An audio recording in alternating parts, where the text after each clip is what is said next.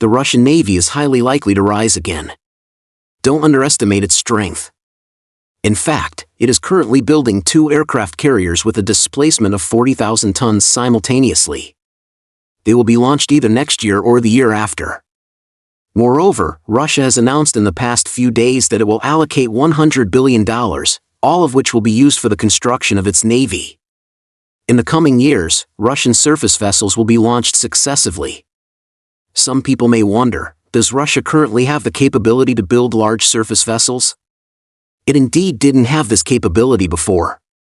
After the disintegration of the Soviet Union, it failed to build any warship weighing more than 5,000 tons. Why? Because after the disintegration of the Soviet Union, most of the large shipyards, including the relevant supporting facilities, were allocated to Ukraine. Let me tell you about some pieces of equipment, and you'll understand. The Kirov-class nuclear-powered cruiser is the world's first nuclear-powered cruiser. There is also the Slava-class cruiser weighing over 10,000 tons. Impressive, right? These are the mainstays of Russia's modern surface vessels. But where were they built? There is the Zalev shipyard on the Crimean Peninsula. Together with the Black Sea shipyard, they were both important shipyards for building aircraft carriers during the Soviet era. Think carefully.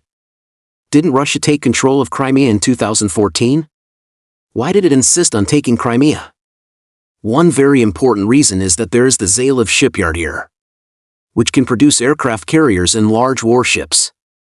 After the disintegration of the Soviet Union, Russia hadn't built any warship above 5,000 tons for many years. Why is it suddenly going to launch large amphibious assault ships, which are over 40,000 tons, in the next year or two? It's precisely because it took control of Crimea in 2014 and can build ships there. Back in 2011, Russia originally placed an order for 2 Mistral-class amphibious assault ships from France. However, in 2014, due to Russia's occupation of Crimea, France broke the contract and refused to sell them. Russia was very angry at that time and said that if France didn't sell, it could quickly build its own. What did Russia rely on? Naturally, it was the shipyards located in Crimea. It should be almost built by now, right? It has a displacement of 40,000 tons. Don't forget that Russia has the technology for vertical takeoff and landing fighter jets. Previously, Russia's Yak-141 vertical takeoff and landing fighter jet, if placed on the amphibious assault ship, would essentially make it an aircraft carrier. Now, Russia is building 2 at once, which is equivalent to having 2 aircraft carriers. And Russia has said that it will develop a short takeoff fighter jet for these 2 amphibious assault ships. Isn't this treating them as aircraft carriers? Also, look at the Black Sea shipyard in Ukraine, located in the city of Mykolaiv. It once built the nuclear-powered aircraft carrier Ulyanovsk with a displacement of over 80,000 tons. With nuclear power, its comprehensive capabilities were on par with those of the Nimitz-class aircraft carriers. In the Russia-Ukraine conflict, Russia has been advancing towards Mykolaiv this year. So, I predict that Russia will sooner or later take control of this place. Once it does, together with the shipyards in Crimea, Russia will be able to quickly produce aircraft carriers and various large warships in the future. Then, look at the Donbas region. The areas that Russia has currently taken control of are all heavy industrial areas. What do these heavy industrial areas produce? They produce turbine engines and large gas turbines. The famous Sich Design Bureau, which produces gas turbines, is as renowned worldwide as Rolls-Royce in the UK and General Electric in the US.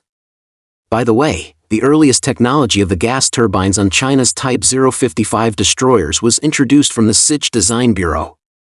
Now, the Sich Design Bureau is located in the Donbas region, and the city where it is located has already been taken by Russia. What does this mean? It means that Russia already has the supporting production capacity for its future naval vessels. That's exactly why Russia is now saying that it will invest $100 billion in the Navy. It already has the supporting production capacity. Originally, Russia had the design capability. In the past, for those aircraft carriers and destroyers of the Soviet Union, the design bureaus were all in Russia, while the production and supporting facilities were located in Ukraine. So, now Russia has mastered both the design and production.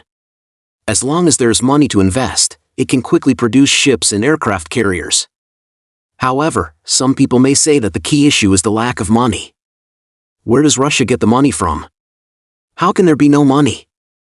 Russia has coal, natural gas, electricity resources, fertile black soil, and various ores. There are so many resources, and these are all sources of wealth. It should be made clear that what we call money is not really valuable in itself. You can understand it this way. An egg costs about 10 cents in Russia, while the same egg costs about 50 cents in the United States. The eggs have the same value, but the prices are different, right? Take another example. Today the price of gold is $3,331.70 per ounce.